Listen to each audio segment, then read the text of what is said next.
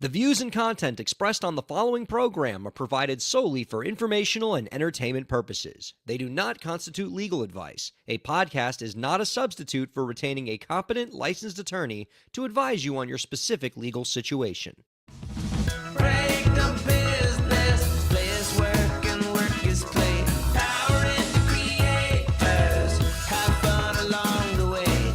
Break the business, doing what it takes. Celebrate success and learn from the mistakes. How's it going, everybody? Welcome to the show. It is time for Break the Business, where we empower indie creators and have some fun along the way. I'm Ryan Kairalla, and it is a pleasure to have you here this week. Got a terrific program for you this week, viewers and listeners. I'm excited for what we're bringing to y'all top to bottom. Our guest coming up in the second segment, a repeat guest, a frequent flyer here at Break the Business is joining us this week. Amani Roberts, the acclaimed DJ, author, professor, and artist manager.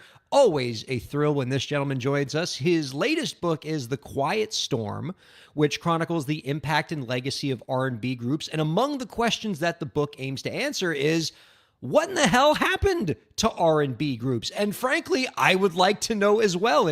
They're such an important part of music history, and so much of the modern music we enjoy today was brought to you by the skill and artistry of R&B groups. So what happened to these wonderful groups, and how do we get them back? We're going to talk to Amani Roberts all about that and get some excellent advice from him generally along the way. And we got some great stories to talk about, and it's going to be a wonderful hour. Don't go anywhere. Our co-host that is joining us this week, always a thrill when she's with us. Elisa Rockdock is here. Hi, Elisa.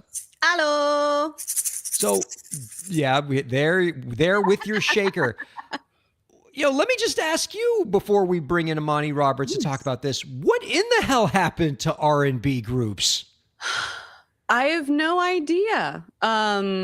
It's a fascinating question.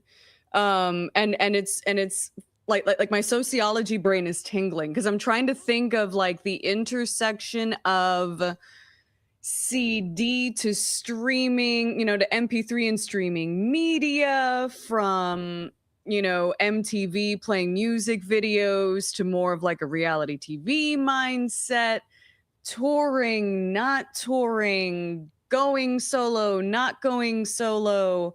The rise of new metal in response to the kind of pop explosion of the mid-90s. There's a lot there. I can't wait to hear the perspective. It is weird because unlike a lot of other genres of music where it's cyclical, right? Like, metal has its time and then it goes away and then it comes back and then it goes away. R&B groups have always been represented throughout the eras. You go all the way back to like the Shirelles, into like En Vogue in the 90s, all the way to like modern R&B groups today. And then suddenly, like, I don't know, around 2010 or whatever, just gone. Like, we have R&B groups forever and ever and ever, and then we get to today and they've just disappeared. And so, yeah, we got to talk to Amani Roberts all about that. Figure out what in the hell happened to this wonderful American institution that we very much need to get back. Also, an unrelated thing I just want to talk to you about, because I haven't really talked to anybody about this, and I have a lot of feelings about it. Rock Doc, they're canceling Star Trek, and I'm upset, and I don't know what to do about this. And like, what I'm also upset about with respect to Star Trek being canceled, like they're discontinuing all the shows that are currently in development, is I'm kind of upset with a lot of Star Trek fans who are happy about this, who are celebrating it, because I guess they don't like the new shows that are out now, and so they just want the shows to go away. And they're like, good, Star Trek, isn't good right now anyway. And all I can think was, according to you. Yeah, well, first of all, right, like different strokes for different folks, but like, secondly, we weren't fans of Star Trek because it was good. We were fans of Star Trek because it's Star Trek. Like, I thought we liked that it was campy and silly and everybody's overacting and the sets are made of cardboard. And like suddenly now, like we want them to reach high levels of artistic merit. Like one of my favorite episodes of Star Trek is when everybody on Deep Space Nine is playing baseball together on the holodeck. Like suddenly we're going to hold this to like a high artistic standard. What is, I'm so upset. I think it's unfortunate, and it used to could be that shows could take their time to develop over several seasons and get bounced around and maybe find an audience again via reruns that you watch at your grandparents' house on the weekends. We have no patience No more. I So mean, let something cook. We're giving up on Starfleet Academy after basically what would be the equivalent of like half a season in like the old network TV days. If we had only given Star Trek The Next Generation that much of a leash, like, do you remember what Star Trek The Next Generation was like only 10 episodes into it in terms of quality? God, Naked Now. Naked Now. Oh, exactly. Like Riker's beard. I mean, you have to let a beard develop. You have to let a beard grow. You got to let the Riker maneuver happen. Yeah. Like these things take time. Those things take build. 3 seasons at least.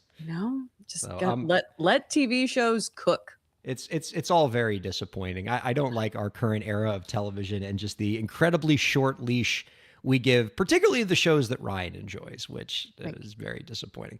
A couple interesting stories that I wanted to go over with you this week, Lisa, including one that I think you have a lot of personal experience with, and I think you could bring that to bear here. I saw an article in Hypebot recently talking about why indie video game sync is perhaps a more accessible and more viable opportunity for artists than film and TV sync. The piece argues that indie video game sync, especially in a lot of the games that are coming out today, is actually more accessible than film and TV.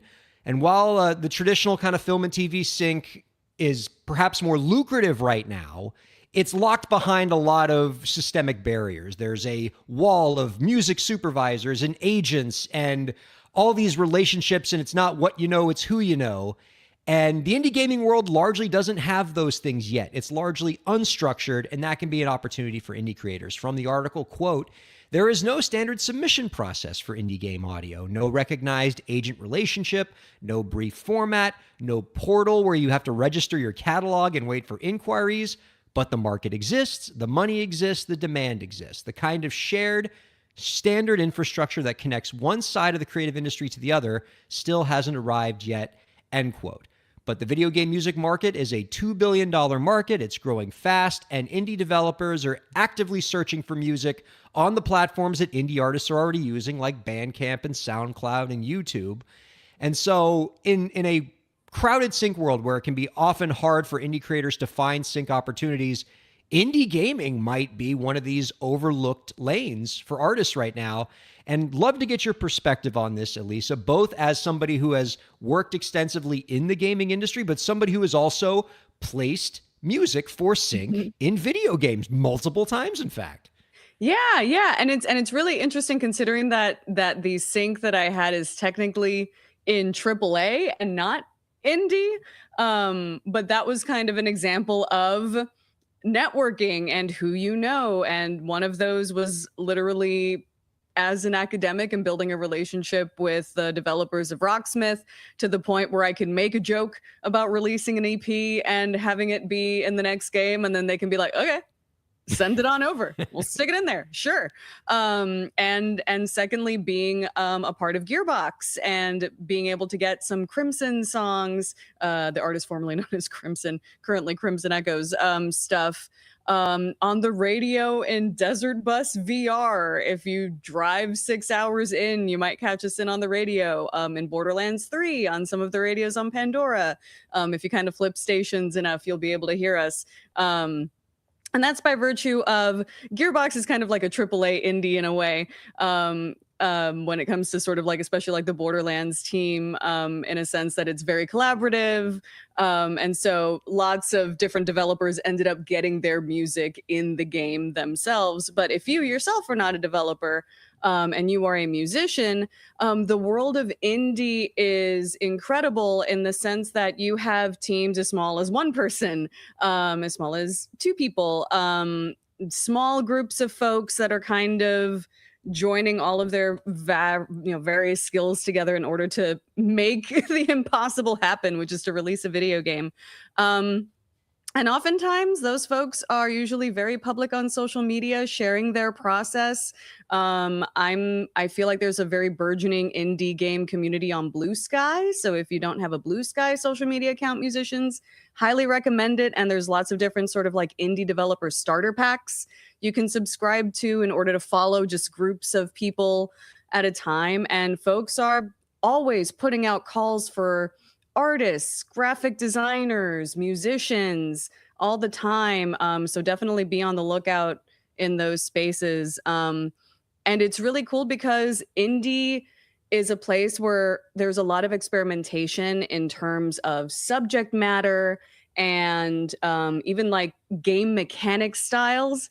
And so it's a really cool opportunity for a lot of kind of more, I guess, for lack of a better word, sort of like weirder music, more unique music to be kind of tapped in, or even something like, and I forget the artist's name, but I want to say that one of the voice actors for Dispatch, their band, their music is featured in Dispatch, and is featured, I think, during like a karaoke scene in a bar, and they're actually like singing their song in the bar in karaoke. So if you have a voice talent, that's also like a fun way sort of in to kind of get in there. Hades has some great composed music with great musicians that are kind of, Supergiant has its own wonderful musical team.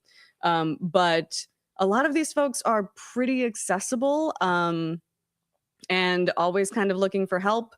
But I would highly recommend, especially because there aren't all of these kind of like super structural institutional things set up, to get yourself a really good lawyer. Yeah. And get all your contracts and get all your ducks in a row, because that is one thing about working with indie versus AAA, is that you don't have all of those mountains of paperwork and legal to kind of sift through, but you also don't have maybe the protection potentially, unless you set it up yourself. Well, I'm glad you mentioned the point about getting ducks in a row, because I would say whether your potential licensee is an established film or TV production company or just an indie game studio, I think the number one ironclad rule for being a good sync opportunity for any of these people is you have to make sure that the paperwork is all in order.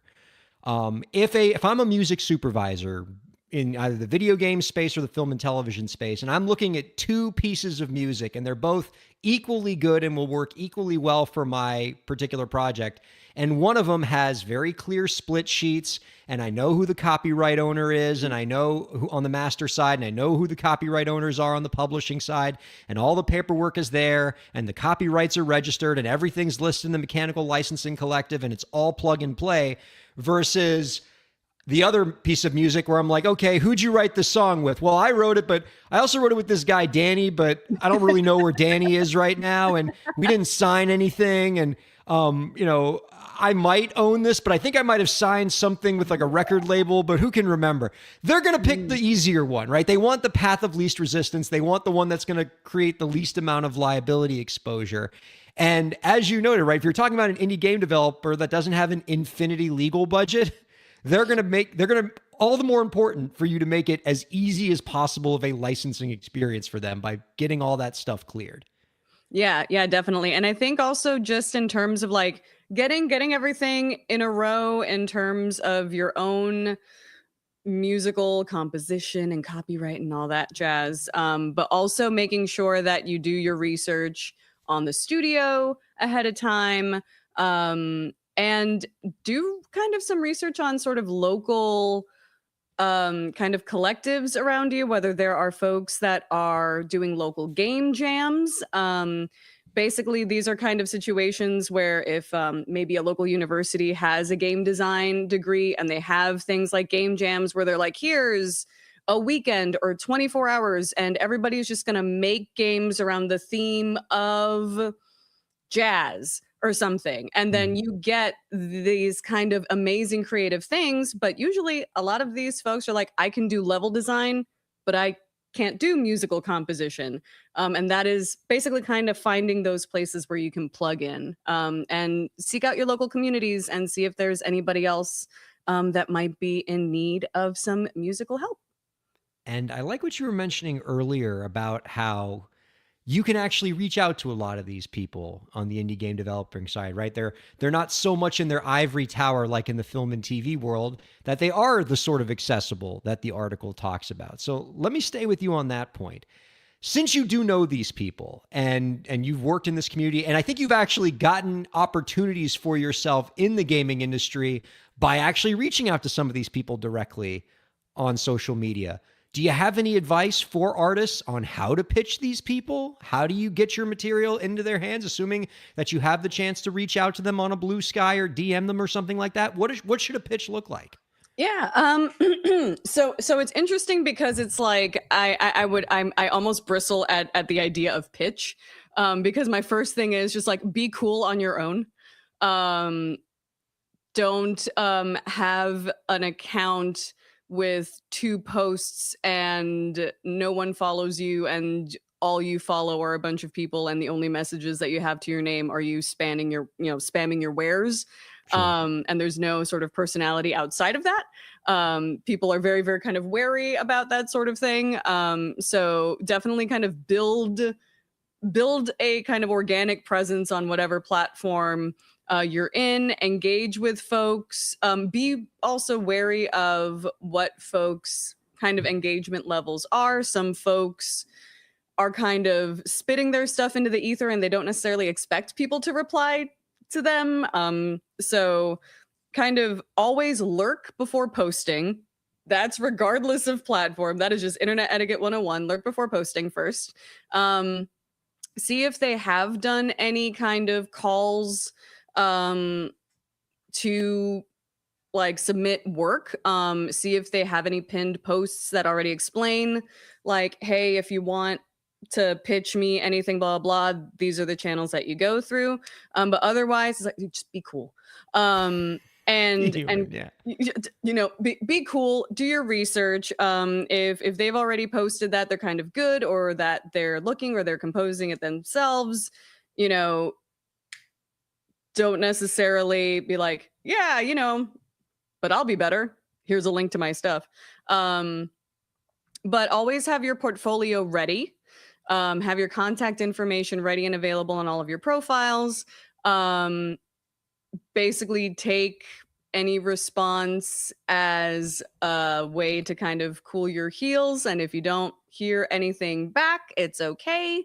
There's plenty of fish in the sea. And if you have kind of the same thing with my sort of like agency submission, wait until you have something new, something fresh, instead of kind of spamming like the same old, kind of work. Use new work and new opportunities for you to refresh your stuff as an excuse to be like, hey, actually, I just wrote a new song that I think would be perfect for this. Or just generally, how do I go about submitting music for your projects? I'm a huge fan and I think my band would be a good fit. Link. But in addition to getting your ducks in a row vis-a-vis all of your paperwork and stuff, make sure that you are presentable before inviting yourself to the party. That's very good advice. And I wish that artists can get this opportunity because I know how happy it makes you to have gotten these placements. And even years later, you're still hearing from people about playing your song in Rocksmith. And you get to see YouTube videos of like little kids jamming out to it. And that must give you a lot of satisfaction. Oh no, it's absolutely great. It's one of those things where like obviously my work is never done. There's always a song being written in here, but I get to say that someone an ocean away learned how to play guitar partially because of a solo that Evan wrote that is part of a song that I wrote. And that is just kind of like really, really cool. Power of music to connect people. And video games are making it a lot easier to do so. So I wish everybody good luck. I dig that. All right. Let me do a quick legal story here before we get to your career Ooh. update, Elisa. From the Hollywood Mm. Reporter, Taylor Swift is being sued by performer and writer Maren Wade, who claims that Swift's album title, The Life of a Showgirl, infringes on her long-standing brand and Vegas production, Confessions of a Showgirl. Wade says she spent over a decade building her brand through a column, podcast, and live shows, and that Swift's use of a similar name in her career is confusing consumers. In fact, the U.S. Patent and Trademark Office had already flagged Swift's trademark application as potentially too similar to Wade's trademark. And so at the center of this case, Elisa, is a classic issue of entertainment law. Can two entertainment brands in similar spaces coexist without confusing the public? And at this point, I think Swift could fight this case. If I were to get my crystal ball out, I think the more likely scenario is some kind of quiet settlement that allows two brands to coexist. But I'll tell you, when I was first looking at this story, I sort of scoffed at Maren's claims because I was like, it's just an album title. Like, and generally under trademark law, the title of a work is not a brand. Like if you title your movie something, that title doesn't function as a trademark. But then I forgot like the number one rule with Taylor Swift, which is everything is a brand. I forgot about this. Like you can go into, if you want to just like spend the rest of your life reading something, just look up Taylor Swift in the patent and trademark database and look at all of her registered trademarks for literally like every word she's ever spoken. One of my personal favorites is the This Sick Beat brand of drumsticks that Taylor Swift has a trademark for. So naturally, you know, in this case, the Life of a Showgirl isn't just the title of an album. It's something that she's tried to make the brand for a lot of different entertainment products. And so, yeah, that's going to run up against this existing brand. And so while I don't think it's a slam dunk for Maren, I do think it's a close enough call that you're probably going to see a settlement here. Yeah, and it's funny because it's like I'm literally like typing, you know, I type in of a showgirl and the autocomplete is Taylor Swift. I think it's fascinating that the trademark office was already like, I don't know, because usually these things, especially like, you know, when it comes to things like copyright infringement in music, you're like, okay, this could be like a coin flip depending on the jury or judge or whatever. Like, I see it, I don't see it. I have to magic eye in order to, but no, somebody was already like, I don't know. So that's some good precedent, or is it? I mean, you know, remember when the trademark office is reviewing a trademark application, it is one trademark examiner's opinion. You know, it has no like legally binding force in the sense that like a judge has to follow the ruling of the trademark examiner when actually ruling in a case. And oftentimes the USPTO can get overruled by a judge ruling. So I think it's certainly not a great fact for Taylor Swift. And I'm sure that trademark refusal has some valuable analysis that the other person's lawyer will use in the trademark lawsuit and surely will be mentioned in the actual legal complaint. Hey, by the way, the Patent and Trademark Office agrees with us, but not necessarily dispositive. But yeah, I think, you know, obviously Taylor Swift has a lot of skin in this game in terms of wanting to preserve this brand. And so I think she's going to try to find some kind of settlement, given that she has kind of an unlimited war chest to make things go away that are unpleasant from a legal standpoint. Yeah, it's interesting because also you would think like I've heard arguments that sort of like the idea of like blank of a showgirl, confessions of a blank. I think there was a book that got turned into a movie called like Confessions of a Shopaholic. So it's sort of like at what point do kind of these like phrase conventions get like Xerox band-aided like out of uniqueness enough to be defendable? I mean, I would say that Pam Anderson, you know, has a leg to stand on because that last Showgirl movie came out in 2024 and Taylor Swift completely took over the SEO in 2025. So we'll see. Yeah, Elizabeth Berkley, I call you to the stand. You are bringing up a question of distinctiveness of a trademark, and that is actually absolutely going to be something that is brought to bear in this case in terms of whether or not these two trademarks can be allowed to coexist together. It's an interesting case. I mean, for some reason, Taylor Swift, whenever she does, it always makes for interesting entertainment law, so much so that Break the Business guest and law professor Vivek Jairam actually was able to build a whole course at the University of Miami School of Law just about the legal stuff that Taylor Swift gets herself into. Absolutely. So, you could absolutely build a really great entertainment law course just from Taylor Swift lawsuits. Pretty exciting stuff. All right, before we go to break, let us now get into the thing that everybody wants us to get into whenever you are wonderful enough to grace us with your presence here at Break the Business. Can we get a career update? What's going on with you lately? Yes. So a couple of exciting things that I can't talk about yet, and hopefully I can talk about next month. One of them being an anime that I dubbed, and I actually got to be a named character instead of just like a faceless voice in a crowd in a shopping mall or something. So that was a really cool experience, and shouts to anybody who does this for a living. Matching mouth flaps is very, very hard. Everybody who watches anime, respect your dub voiceover artists, respect your voice actors. Holy mackerel, that is tough. And I got really, really excited because I just got booked, yay, for commercial work next week. Voiceover, but I get a chance to work with one of my oldest friends, and the person who actually referred me to the agency that I'm currently on. So I get to thank him once again profusely in person. And the coolest thing, other than like I've done a bunch of self-tapes and I've had to eat a lot of different things on camera for auditions, which is wild. That never stops being weird. That never stops being weird, especially when they're like, you have to buy a real sandwich and we have to see the sauce dripping and we have to see reactions. Okay, sure. All right, I'll do it for the gig. Why not? But a lot of those, but really exciting. As I've been writing music, I've been really, really itching to perform live again. And I'm excited to announce that I am part of a new cover band that operates in the DFW area called Barry and the Soul Flakes, led by Barry Martin. And it is kind of a soul-tinged cover band.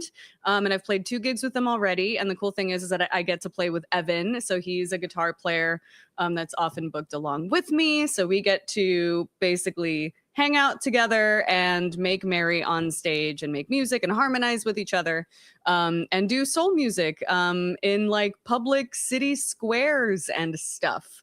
So look up Barry and the Soul Flakes if you're in the DFW area. We have a couple of gigs coming up in McKinney and in Fort Worth at Sundance Square. Come on out and dance with us. It's been a really, really fun time getting my like background vocalist chops back. And Barry basically books a bunch of different musicians for every gig, like whoever's available. And I've had the chance to work with some amazing musicians at those gigs. Great horn players, Grammy-winning percussionists, amazing touring drummers from the likes of like Erykah Badu on, and it's really, really good and stretching my ear and really stretching me as a musician playing with those cats, because it's a whole lot of fun and I'm over the moon. So happy to be back with like a regular band again.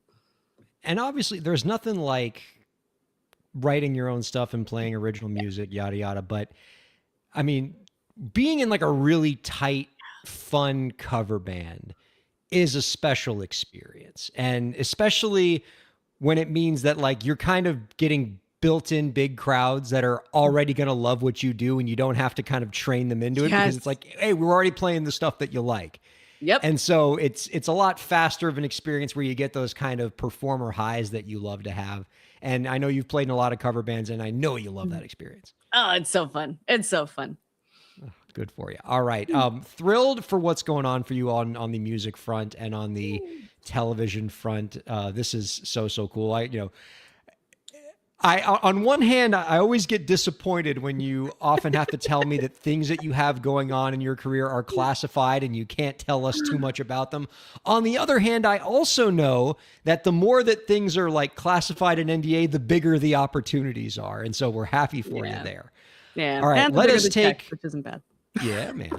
Let's take a break. We're going to be joined by Amani Roberts after this. Don't go anywhere. Keep checking out Break the Business. Break the Business is presented in cooperation with Ryan Kairalla, PA. Ryan Kairalla, PA is a law firm providing transactional entertainment legal services, including contracts, business formation, commercial law, copyright, trademark, and more. Ryan Kairalla, PA, Miami, Florida. rkpalaw.com.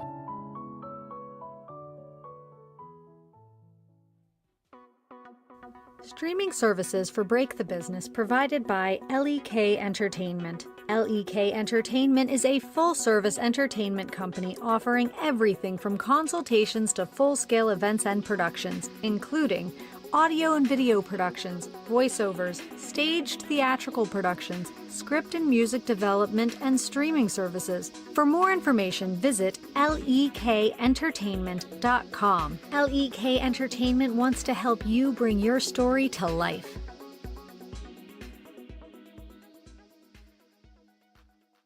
Thanks for supporting Break the Business. If you have a question or topic that you want us to discuss, email us at breakthebusiness@gmail.com. You can follow the host, that's me, on Twitter at Ryan Kair, and you can follow the show at the BTB Podcast. Be sure to subscribe to the show on Twitch, YouTube, and Facebook, and on all major podcast platforms. And now, let's get back to the show. Welcome back to Break the Business, everybody. Ryan Kairalla here with Elisa Rockdock. I was going to ask Elisa, since you always like to open the show with that little shaker you use, is your new cover band allowing you your full complement of hand percussion that I know you like to have when you sing background? Absolutely. It's great. What I highly recommend as a singer, if you need something to fidget with, pick up a tambourine, pick up a shaker, pick up a guido, whatever you got. Now, granted, I tend to pocket it when I'm next to a Grammy winning percussionist because I'm like, man, this man is going to stare daggers at me. I'm going to be off for like 2 seconds and it's going to be incredibly embarrassing. But no, actually, it's really, really fun to get like handed the tambourine every once in a while. It gives me something else to do when I'm not singing. So hi, bud. Everyone, this is my son who should absolutely be in bed right now, but he has come into my studio here. Hi, buddy. Say hi to everybody. Oh, he's nervous. All right. Oh, so here's what we're going to do. I'm going to run to the other side of the house and get him back into bed. Producer Lauren, can you and Elisa filibuster for just a second before we bring in our guest this week? The joys of live television. I'll be right. Absolutely. I was going to say yes, but I need to fix my audio for just 1 second. So Elisa, you vamp. All right. Hi, everybody. We do have a comment from Daniel Neruda in chat that says, really curious how the lead singer of Crimson Echoes feels about similar names in music. Boy, there is not a day that goes by that I wish that I could pick anything else as my band name, but I feel a little bit too committed to the joke, to both the joke of Crimson and to the joke of Crimson Echoes. And I feel like I have to commit to something. Because originally it was just that like Elisa Melendez was not pronounceable by most folks, and now I'm almost kind of taking the tack of like, well, you're gonna learn, but I think it's a little bit too late to go solo artist route. So these Crimson Echoes remain echoing throughout, and we're gonna keep releasing music under that name. And we'll get into SEO fights with the other Crimson Echoes that I think is making like Castlevania or whatever inspired music. It's fine. We'll tour together. It'll be cute. I love it. Welcome back, Ryan. How did putting Nathan away go? We'll find out. I am like 55% confident that he won't come in the middle of our live broadcast again. 55%. Yeah, well, no, Ryan, that's about the highest level confidence of anything I can have with my 3-year-old right now. Oh, but that face was epic. Oh, he's Those so of you on the cute, isn't he? radio audience did not get to see the like roar of a dinosaur in silence. It was like, All right, let us go ahead and bring in our guest this week. Thank you for helping us filibuster, producer Lauren. Our guest this week is an acclaimed DJ, music business professor, artist, manager, and author. His latest book is The Quiet Storm, which is a cultural analysis of the impact and legacy of R&B groups. You can find out more about his work by visiting AmaniExperience.com. We are happy to welcome back Amani Roberts on To Break the Business. Hi, Amani. Hello. Thank you for having me back again. I appreciate it. We can't have you here too much. It's a thrill every time. I like that you have all of these different hats that you can bring to bear. We know we can talk to you as an artist manager, as a music business professor, as an author, as a historian, as a DJ. You got perspective, which we love to have around here. And so I think the first thing I want to do with you, my friend, is just to catch up. I think the last time we had you on the show was like 2022. Yes. What have you been up to since then? Yes. So during that time, as we spoke, we're going to speak about, I wrote a book. So I have wrote a second book, actually. So that's what I've been working on. I've started to work with more artists. So like Elisa, I have an artist whom I want to get their music into an indie video game. So let's talk. I've been speaking around the world, still DJing. And now I'm based in Las Vegas because I moved to Vegas in 2023. So that's kind of what's been new and up to date with me. Love that for you. And let's talk about this book because we were having a bit of a discussion about it before you even got here. And I think we should probably bring the author in on the book conversation. Your latest book, The Quiet Storm, analyzes the legacy of R&B groups in our culture. And one of the questions that your book endeavors to answer is, where did these groups go? Yeah. Well, where'd they go? Spoiler alert. Well, spoiler, So the legacy groups are still around. You can still see New Edition touring. You can still see Jodeci, 112, Jagged Edge, SWV, Gladys Knight, like a lot of the Isley Brothers. They're still touring. The challenge is that there are really no new R&B groups to take the mantle. So the fact that there are no new ones means they're not on the charts, except for Flo, which is from the UK. So they're one that's kind of coming along. But if you think about the heyday in the 90s, you had all these groups that were dominating the charts. And then once Destiny's Child went solo, just kind of fell off a cliff. I mean, is it fair to say the assessment that I brought up earlier that in every era of music, modern music history, this genre in the group form has been well represented up until, as you said, Destiny's Child broke up? Yes. Like, why has this been a thing in every other era, and now today we don't have these groups to enjoy? That's a great question. I think we've actually experienced an imperfect storm where just how we've shifted in terms of music consumption, in terms of how we meet artists to a very singular basis. You could see artists one-on-one on YouTube, they're streaming. Think about back when Justin Bieber got big, he was one person singing covers on YouTube. Also, you have traditional media that's kind of going away. I mean, if you look at the primary magazines that used to really give artists and groups their earned PR, Ebony Magazine, Jet Magazine, Essence, and Vibe. They all went away. Essence is still around, but it's quarterly. That's over 8, almost 9 million monthly subscribers that are just gone like that. Then economics, it's much cheaper to manage a singular artist than a group. And you're seeing this across all genres, particularly rock and R&B are particularly impacted. Now, the counter to that is K-pop groups are doing very well. Yes. So what are they doing? And when I say we, I'm talking about R&B groups. What are they doing that we R&B groups can mimic what they're doing? Because if you flip it, K-pop groups are following the format of like a TLC. Blackpink. I was going to say. Yes. You're on it. They're following the format BTS of like a New Edition. So they've kind of copied and emulated what R&B groups did, but now they're doing well. So how can we flip that? It's so challenging. It's such an interesting case study. I'm glad that you bring up the economics of it, because every time I see a K-pop group and I see 7 people up on that stage, all I can think as an entertainment lawyer is, how can they possibly have enough money to split it 7 ways? Like in today's industry? Because I think one of the things that has contributed to the death of R&B groups is just the same thing that's sort of contributed to the death of music groups in general right now, which is artists aren't getting as much money. And if you have to split that money across 4 different mouths, there's not going to be enough for anybody. And so it's the incentives to just be a solo act are stronger than ever.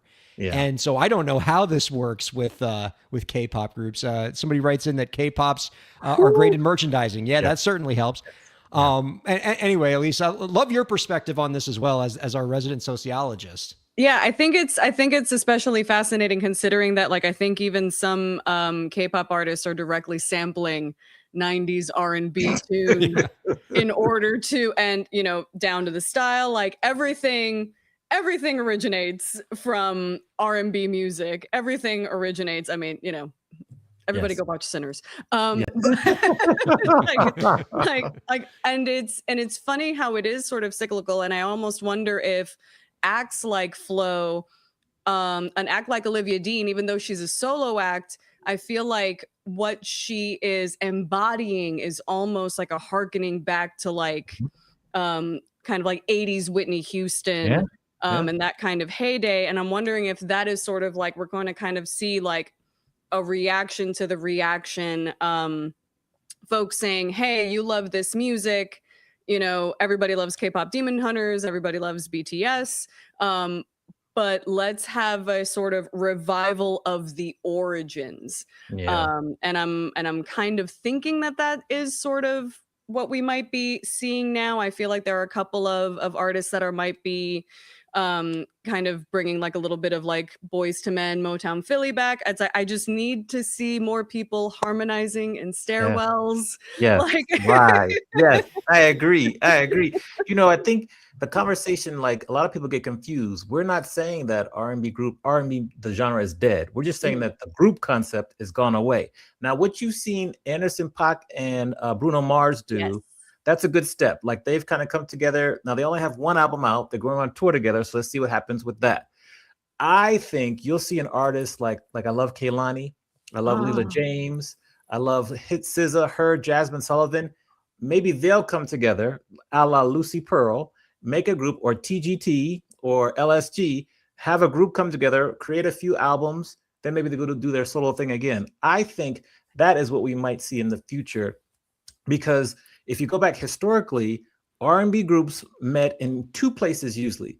They either grew up together, went to middle school, high school together, or they met in the church. And it's very different now where it's just, it doesn't happen that way anymore. So it's like, how do we bring them together, but also have them be long lasting? So that's just some questions, and it's a fascinating topic.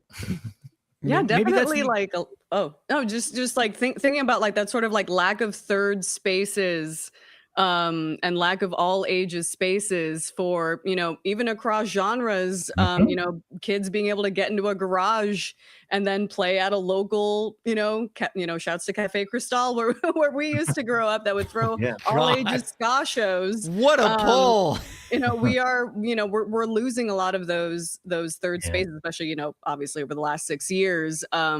So I think having those places for more interaction among people would be helpful. And I think, I don't know, I wonder if people are kind of cynical around this sort of cycle where it's like, as soon as you see somebody come up like a Fifth Harmony, a Little Mix, you know, any kind of group, One Direction even, you know, like you almost expect, oh, there's going to be one person that goes solo and then they're going to break up and whatever. So it's almost like you don't even want to make the investment in the first place. Yeah. That's a tough one. You know, you look at some R&B groups, it was the same thing. Diana Ross and the Supremes, you had Lionel Richie and the Commodores, and then you keep going like Charlie Wilson from the Gap Band. I mean, through history, even New Edition, Bobby Brown, Ralph Tresvant, Johnny Gill, like it repeats their history, but somehow those groups will still stay together or come together.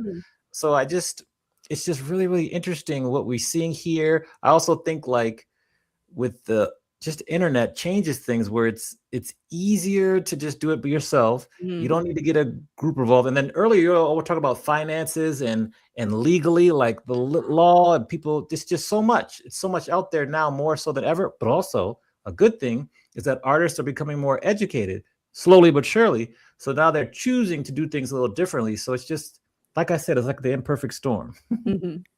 Yeah, and to get back to something that you were saying before, I think the the fact that the economics just so strongly incentivize artists to go their own way so that you're not splitting that money across too many people make it so that I think the future of these groups is, as you mentioned, right? It's going to be the super groups. It's going to be the damn Yankees of R&B, where, you know, instead of like people growing up together and becoming famous together, it's going to be people who are already famous and already rich, and they have the bandwidth to do one album with some other rich and famous person, form a Silk Sonic, and then, you know, go back to going off their separate ways again. And it's great, and we love that music, but it's not the same. Like, it's not the same as, you know, New Edition work, you know, being together. Like, isn't that like the kind of group they worked together since like middle school or something like that? Pardon my lack of background on this. Very, very young. They were middle school, high school, 13, 14 years old, and they still Boys together. to Men like that too, grown right? up too. Boys to Men Performing Arts School in Philadelphia. TLC the same way. SWV, very similar. The Gap Band, they were brothers, and then a cousin or a relative were in the band. So you just see just how these groups grow up together. It's different now, because then you can appreciate, you can go back and listen to New Edition's first album and then listen to their kind of penultimate album, Any Heartbreak, and just hear and see how far they've come. Even Jodeci, you go to Jodeci's first album and then you break out to their third or fourth album. Then you have Casey and JoJo. Like, you just see the evolution, the growth, which you become invested. So it's just like you love to grow up with them, is kind of how we look at it. I mean, if nothing else, this interview is just like reminding me of a bunch of groups I really liked from my childhood. Like, I'm gonna go back and listen to Casey and JoJo now. Just one banger after another. So I want to bring you in, Amani, and Elisa too, on a conversation that we were having last week that I think it would be useful to have your manager hat on, Amani, to help us with this one. We were talking last week about the rise of artist coaches and consultants, right? With a lot of artists who don't want to put all their eggs in the basket of a single manager. They don't want to give up all of their earnings to a manager, or maybe they just don't need a manager at their current stage of their career. And what they really need is just a little bit of help, a coach, a consultant, a fractional artist manager. I've heard you use that term before, Amani. And what we were talking about last week was, with so many of these people out there offering their services, how can an artist find a good one? How should they be vetting these people to find the right one for them? Love to get your thoughts on that. Any advice for artists who are looking for a coach, looking for a consultant, what they should be looking for?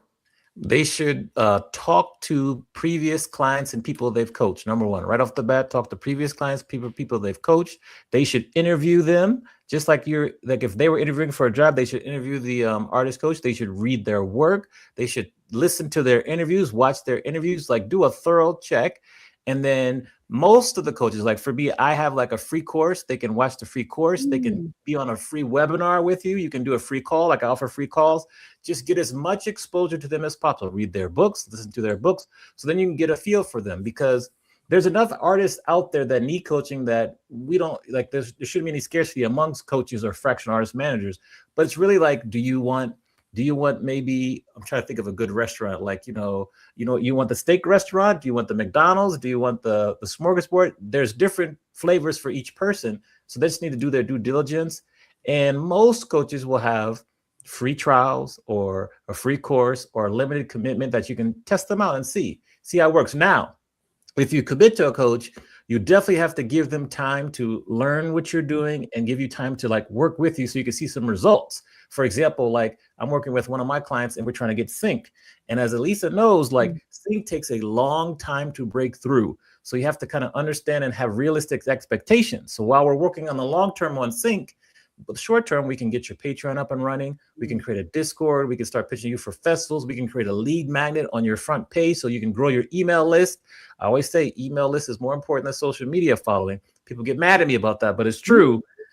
And so just there are little things and little wins you can have. So you can say, okay, this coach, he or she knows what they're doing. We can get you signed up with PROs. You'd be shocked at how many artists aren't even with the PRO.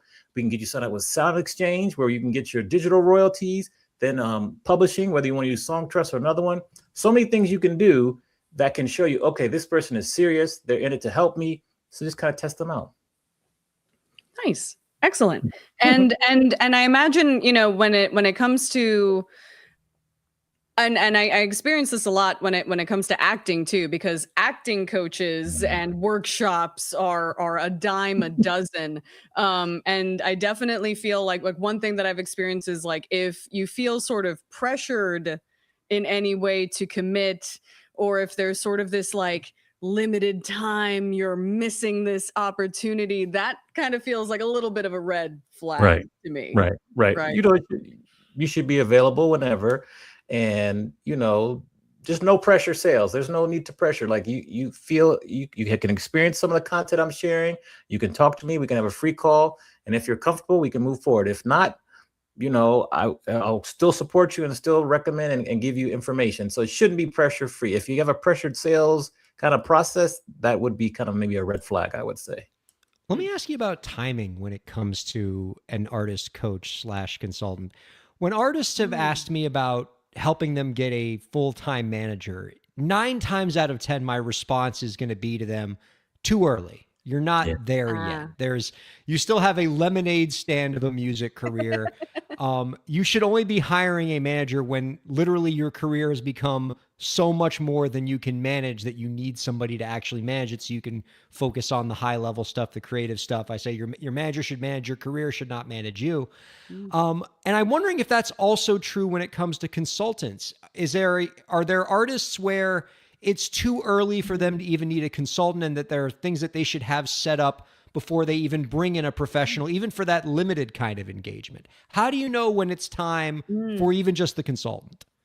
I would say if they're consistently releasing music and they're starting to perform live consistently, and they're kind of hitting a point where they're getting overwhelmed with the decisions they have to make, like they need assistance saying, okay, I want to get into sync. How do I approach this? Or I've hit this amount of streams. Do I need to get publishing? I'm noticing I'm getting a lot of plays in the UK. I'm getting a lot of plays in Japan. I'm missing money. How do I get that? So when you start to hear these complex questions and you're really, really seeing that you're leaving money on the table and you're missing out on revenue and opportunities, then you might want to talk to a consultant and say, I need help with this, this, and that. Like for example, I started my Patreon. It's starting to pick up. I need some help managing it or adjusting the tiers.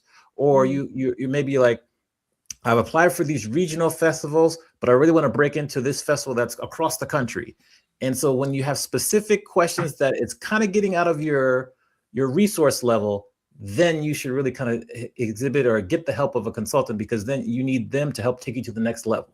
Yeah, Lisa, I noticed that about his answer is it sounds like the time for a consultant is when you get to the point where you have specific needs, specific questions. Like if you're just saying, I need to get more, whatever, I need to grow, I need to grow my audience. That sounds like it's probably not a specific enough problem for a consultant to solve. Yeah. I don't know. I think yeah, I'm wondering if is actually sort of to get more specific, say that someone is going to set up a meeting with you. Is there something that you like to have, you would like to have the artist kind of bring with them on hand? Should they already have maybe like an artist statement, or, kind of a vision or a roadmap of, the next few albums before they sit down with you? What kinds of stuff is helpful for that like initial meeting? First, we'll look at their socials, not for followers, but for content. We'll also do like an audit of their website to see your website. People are going to look for you. What do you have that's going to capture their email address? And then we'll talk to them about goals, but I'll ask them very similar to when you're singing and creating a song, we have a reference track. Well, I'll say, who's an artist out there or group or 1 or 2 or 3 that you really like the journey they have and you're trying to emulate what they're doing? And so I really tell them to come to me with like 2 or 3 reference tracks, reference people that you really like what they're doing. You want to follow their pathway, because then I can understand their goals. I can see what they're looking for. And then I'll say, okay, for this to be a success in 6 months or a year, what needs to happen? What are your goals? Because then I can see if they're like, oh, well, I want to be at Coachella. I'm like, that's going to be pretty hard to make happen. But if they say, I want to play at my regional festival in my hometown, okay, that's a little more realistic. We can make that happen. And so we'll look at that. We'll look at any PR they've done, any media. Maybe what they need is they need to focus on specific genre podcasts that they can get on that can really grow their audience that way. And so we just look at different elements like, and we try to see what's missing in your ecosystem and how can I help you and where can we get some quick wins for you so you can stay encouraged. And that's kind of how we'll look at it and see. Now, a big focus on your work, a lot of the clients you have are not full-time creators, but rather 9 to 5 people who have regular jobs. And a big part of your work is helping those people monetize and make the most of their art while still having that full-time job. What strategies have you found work for those kind of artists? So we know with those artists, they work hard and they have a strong work ethic because they have a full-time job and they are either a band or they're a singer and they're working. So right off the bat, they check that button. Like we don't need to worry about if they have work ethic issues because they're working hard already. And then it just depends on, how much time they have, how much budget they have to spend. That's important too. And then what are their goals? Are they trying to monetize to a point where they can leave their full-time job? Or are they trying to monetize to a point where they're trying to build a legacy for their family? That's an important question and differentiation we need to know. And then once we look at that, I've noticed that my clients just bucket their time. They're very committed. They have people helping them probably with their full-time careers. So they're not really they're not an entrepreneur or a solopreneur trying to make it in the music industry. Most of the time, they're a lawyer that's singing. They're an aerospace engineer that's got a band. So they have legit full-time jobs with support where they can dedicate some time and travel and take off when they need to. Those are some of the things that I noticed that really set them apart and make them very successful. I dig that a lot. And, that is also a part of my own client base. I think a lot of people would be surprised to find out that as an entertainment lawyer, while a sizable stable of my clients are full-time creators, a lot of them are people like you just talked about, right? Yeah. They are doctors, lawyers, engineers, college professors who are also very creative people who do this other stuff on the side. And following that creative side as a side hustle helps kind of fuel their passion for the general work that they do every day. The other nice advantage of working with those full-time 9 to 5 people is they tend to have stable income, which allows them to pay my bills. Chef's kiss, we love that. Yes, but yes. That is a growing segment of our entertainment industry. And I think access to all of the tools that we have nowadays that make distributing and marketing and creating your art easier than ever allows that class of artist to proliferate more than they ever could before, where you don't have to make it your full-time gig to still make wonderful art. And to me, that's just a wonderful development of where we are as an industry. And certainly a nice benefit for folks like us on the legal and consulting side. Preach. They're because, just preach. You're preaching to the choir here because like a doctor, they're going to have the money to pay for us, to keep it simple. But they've been through medical school. They've understand what it takes to be successful. So they know that if they duplicate the similar type of effort, it will work out. They're resilient. They've seen things. And so lawyers the same way. So it really is beneficial. I think it's a great niche to focus on, which I'm focused on. It's just how do we find the people? That's the key, is how do you find the people? Because it's hard to you can't really look on LinkedIn for someone who's working full time, but they also have a band. You could find some people. So the challenge that I have and I work through is just how do you find the people? And let me just talk to them. Because they always got to hide it too. Like they're afraid of somebody. They're afraid of something. Like they're afraid of one of their what do they call them? Their first level LinkedIn connections finding out.